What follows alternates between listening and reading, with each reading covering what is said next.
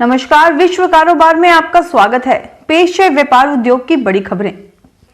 असंगठित क्षेत्र के कामगारों और छोटे दुकानदारों के लिए अच्छी खबर है। सरकार असंगठित क्षेत्र के कामगारों से जुड़ी प्रधानमंत्री श्रम योगी मानधन योजना और छोटे कारोबारियों के लिए शुरू की गई नेशनल पेंशन स्कीम को कर्मचारी भविष्य निधि संगठन के दायरे में लाने पर विचार कर रही है। इन दोनों योजनाओं को उम्मीद के मुताबिक सब्सक्राइबर नहीं मिल पाए हैं। लेबर मिनिस्ट्री के एक अधिकारी ने ईटी को यह जानकारी दी है। अगर आप बचत करना जानते हैं या आपने अपनी मेहनत की मोटी और गाढ़ी कमाई की बेहतरीन बचत की है तो आप LIC की जीवन अक्षय पॉलिसी में निवेश कर सकते हैं। यह एक एन्युटी प्लान है जिसमें आप एक मुश्त निवेश कर हर महीने पेंशन प्राप्त कर सकते हैं। LIC की यह बेहद पॉपुलर पॉलिसी में एक है जिसे बंद कर दिया गया था, लेकिन हाल में इसे फिर से शुरू किया गया है।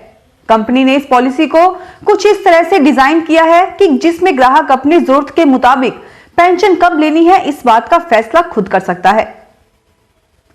LTC कैश वाउचर स्कीम का फायदा अब हर कोई उठा सकता है। सरकारी कर्मचारियों से लेकर निजी कंपनी में काम करने वाले भी सरकार की इस स्कीम के दायरे में आ गए हैं, लेकिन इसमें एक पेच है। LTC कैश वाउचर स्कीम का फायदा उन लोगों को नहीं मिलेगा जिन्होंने नए इनकम टैक्स सिस्टम को अपनाया है। इसका फायदा सिर्फ वही लोग उठा सकते हैं जिन्होंने पुराना टैक्स सिस्टम अपनाया हुआ है।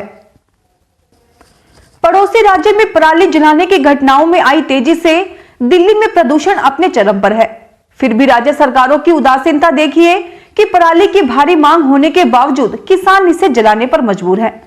बेहतर कीमत, प्रीपेड कार्ड जैसे ऑफर्स देने के बाद भी कंपनियों को पर्याप्त पराली नहीं मिल पा रही है। दिल्ली की हवा में धुली ये धुंध दरअसल पंजाब, हरियाणा, उत्तर प्रदेश जैसे राज्यों में धू धू कर जल रहे पराली की वजह से है।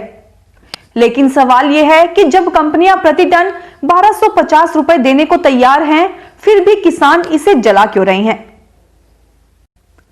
राष्ट्रपिता महात्मा गांधी ने खादी के उपयोग पर जोर दिया था और बाद में उन्हीं के नाम पर देश में खादी ग्रामोद्योग की शुरुआत भी हुई। जैसे जैसे समय बीता, खादी के प्रति लोगों का रुझान कम होने लगा, लेकिन बीते कुछ सालों में खादी उत्पाद में लोगों ने अपनी रुचि दिखाना शुरू कर दी है। प्रधानमंत्री नरेंद्र मोदी अपने मन की बात कार्यक्रम में भी खादी का जिक्र कर चुके हैं। हालांकि ये जानकर हैरानी होगी कि इस समय खादी के सबसे ज्यादा बिकने वाले उत्पादों में मास्क अव्वल नंबर पर है, दूसरे नंबर पर फैब्रिक, तीसरे पर शहद एवं ग्रोसरी और चौथे नंबर पर खादी के रुमाल हैं। बॉलीवुड के शहंशाह और सदी के महानायक अमिताभ बच्चन 78 साल की उम्र में भी देश के सबसे भरोसेमंद, प्रतिष्ठित और सम्मानित सेलिब्रिटी एंडोर्समेंट एम्बेसडर हैं। Indian institute of human brand द्वारा कराई गई अपनी तरह की पहली स्टडी में यह बात सामने आई है।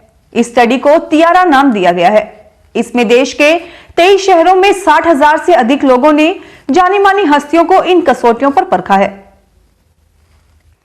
पिछले साल जुलाई-सितंबर तिमाही की तुलना में इस साल देश में सोने की मांग में 30% तक की गिरावट आई है। पिछले साल जहां देश में सोने की मांग 123.9 टन तक था, वो इस साल जुलाई-सितंबर में घटकर 86.6 टन पर आ गया है। वर्ल्ड गोल्ड काउंसिल द्वारा जारी एक रिपोर्ट में इस बारे में जानकारी मिलती है। कोरोना वायरस महामारी और बीते कुछ समय में सोने की कीमतों में आई तेजी इसकी सबसे बड़ी वजह मानी जा रही है। फिलहाल इस बुलेटिन में इतना ही। फिर हाजिर होंगे और बड़ी खबरों के साथ।